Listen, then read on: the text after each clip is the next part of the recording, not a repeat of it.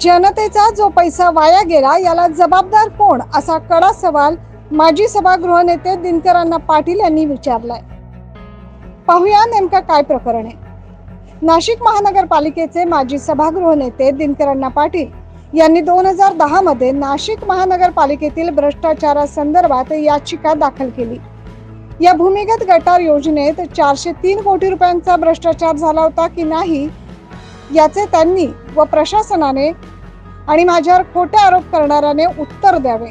Bar council of इंडियाने दिलेल्या या निर्णयामुळे सदस्यांना पण कृपया उत्तर द्यावे आणि जनतेचा जो पैसा वाया गेला याला जबाबदार कोण असा सवाल नाशिक महानगरपालिकेचे माजी सभागृह नेते दिनकर अण्णा पाटील यांनी आज सातपूर शिवाजीनगर येथे आयोजित पत्रकार परिषदेत उपस्थित केला। नाशिक महानगरपालिकेमध्ये 2010 साली भुयारी गटार योजना 403 कोटी रुपयाचा भ्रष्टाचार झाला म्हणून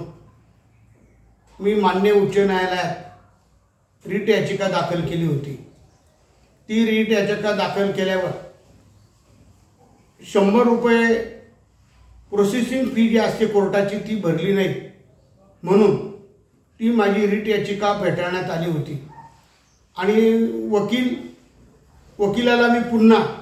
ती रीट याचिका 2011 मध्ये पुन्हा दाखल केली। पुन्हा ती 2013 ला रीट याचिका दाखल केली, परंतु मला समाधान न झाल्यामुळे त्यामध्ये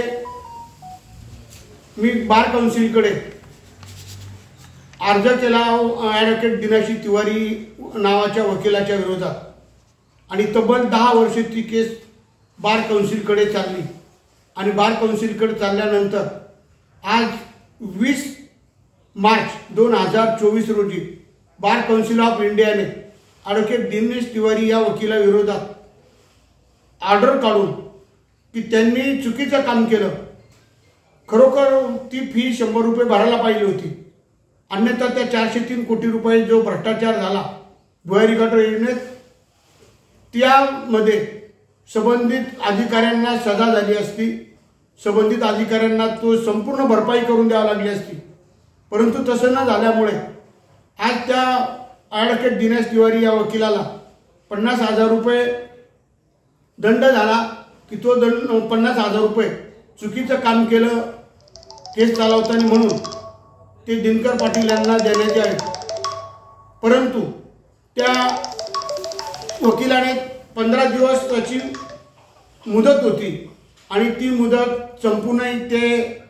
50,000 रुपये दिल्यामुळे जर 15 दिवसात दिली नाही 50,000 रुपये तर 1 महिन्यासाठी त्यांचा जी सनद आहे वकिलाची ती 1 महिन्यासाठी रद्द होईल असा निकाल दिला। मला खरोखर त्याचा एक आनंद होतो की महापालिकेत काम करत असताना चुकीचं कामकाज होऊ नये, जनतेचा पैसा आहे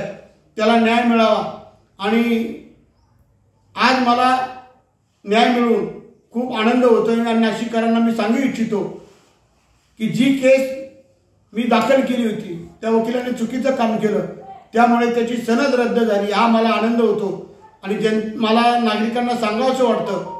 की तुम्ही निवडून देतात आम्हाला तर आम्ही तुम्ही कर भरतात त्या कराचा चांगला विनियोग व्हावा यासाठी खरं मी लढलो आणि त्याचं यश आज मिळालं की ज्या लोकांनी चुकीचं काम केलं होती त्यांना चपराक आहे, ज्यांनी मला केस करायला लावली होती त्यांनी सुद्धा माझ्यावर खूप दबाव आणला होता ही केस मी मागे घ्यावी, परंतु ही केस मागे मी घेतली नाही आणि मी लढत राहिलो आणि आज त्याला 10 वर्षांनी न्याय मिळाला हे नाशिककरांना मी आज या ठिकाणी सांगू इच्छितो। तुम्ही भरलेल्या कराचा चांगला विनियोग म्हणून मी बांधलो। जय हिंद, जय महाराष्ट्र। मी केलेल्या कामाबाबत आम्हाला न्याय मिळावा, वकिलांनी दंड न भरल्यामुळे त्यांचा वकील परवाना 1 महिन्यासाठी रद्द झाला असल्याचं दिनकर अण्णा पाटील यांनी यावेळी पत्रकार परिषदेमध्ये सांगितलं। 9 न्यूज महाराष्ट्रासाठी प्रतिनिधी ज्ञानेश्वर अण्णा।